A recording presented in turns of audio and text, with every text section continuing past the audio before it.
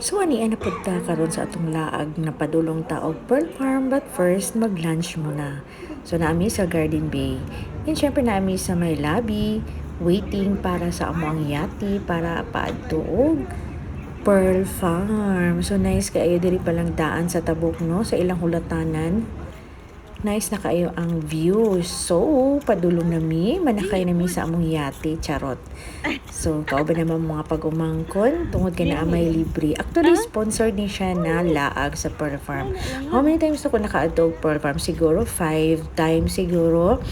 And all are free or all were free. So, lami gining libre diba? So, padulong nami sa among yate. Ayan, hunas ang dagat diri sa Davao City. So, padulong mi sa Samal kung asa ang Pearl Farm. So, nagsakay namin sa among yati. So, namin mga kauban ng mga foreigners po na adto po sa Pearl Farm. Kapag mo ang ganahan din ako sa Pearl Farm, ang ilahang food, ang ilahang amenities, ang ilang mga accommodations. Kaso nga lang, super dollar, mahal jud. Kaya, makaadto lang tali tuog, libre. O, diba? So, pababa na mi. And ang ganahan po na ako diri kay Naami. Welcome drink. Ayan, welcome to Pearl Farm. So, enjoy kayo may ani nga time. Kay syempre libre man. Charot. So, thank you, sponsor. Ayan, pasaka na mi aron magkuha mi sa among welcome drinks. And then, relax muna. Picture. Okay, mo lang arrival area. Ayan. So, mo na ang ilahang pag-abot nimo. So, gato na yung kaog ilahang welcome drink.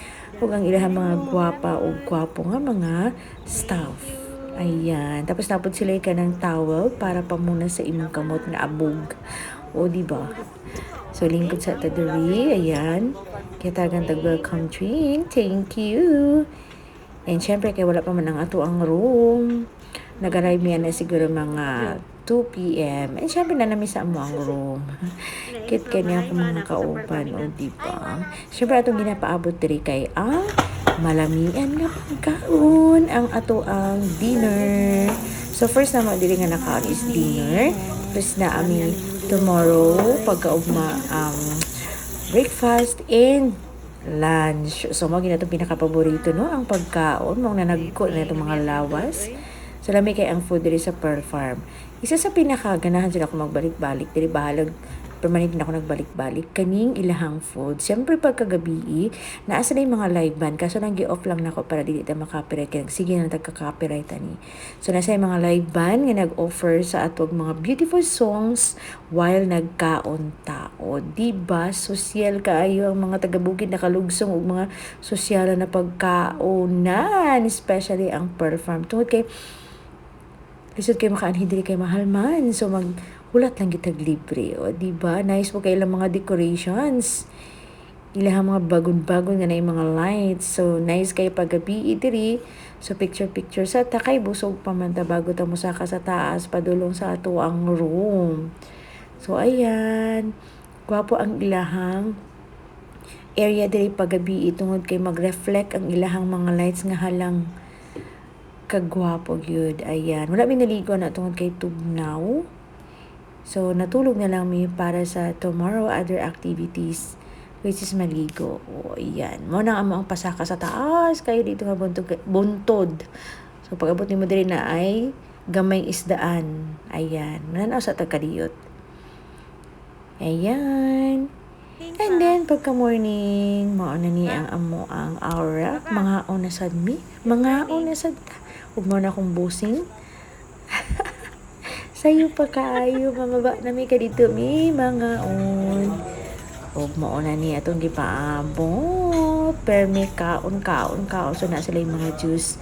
Sa morning, napod sila yung coffee. Kung gusto ka, napo yung mga cereal. So, klaseng pagkaon ng imuhang makita. So, na yung mga fried rice, which is my favorite. Ayun. Grabe. So, manaba gitaan yung ating chance ni mamayat. So, muna ilahang mga food. Super nice. Good kayo diri.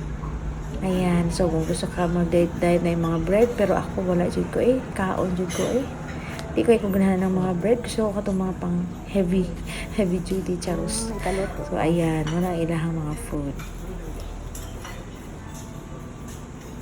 So, napod sila yung mga fruits. And mga salad. Ayan. Lami kaya ilahang mga pagkaon. So, muna itong gikuha, no? Mura yung mga construction worker. Good morning, bossing! Ayan naman ako mga bossing. So, makita rin mo ang ilahang mga decorations. Native ang dating. O, tanaw na ilahang mga ceiling fan. Open man yung dili ang ilahang kanan. Ilahang buffet section. So, naka-ceiling fan lang. So, daghan kayo ang mga nangaon ng mga turista, no? Makaianak nga, mahal kayo pero daghan gihapon man diri. It's because siguro sa ilang amenities o sa ilang mga services o ang pagkaon, ang area, solemn. So, makamuni-muni dyan kapag ay labing nakasabungtod sa ilahang part, sa ilahang mga rooms. Tapos sila yung mga rooms na dating sa dagat. Ayan, mani akong pagpapakako. Sige daw, sige kalami, Nakalugsong sa syudad. Sige daw, Naka-experience o Pearl Farm. Sige. Lamig daw kaayo, bugnaw daw kaayo. Nagpaibig na siya. Among gisumon sa igagaw niya yung uyuan. Tarong nag-istorya eh, pag So, malipay na po ito makita tayo ng happy. Sige na. Happy tungod kayo. Nang happy sila nga dili ato ang gasto. O, diba? Thank you, sponsor. Ayan. Tugno kayo. So, balik na, syempre. So, ito na pa yung picturean mo sa nabay bago. Nabay ng buffet, diba? Tanaw na to kung saan ang mga bago ni abot. Ayan.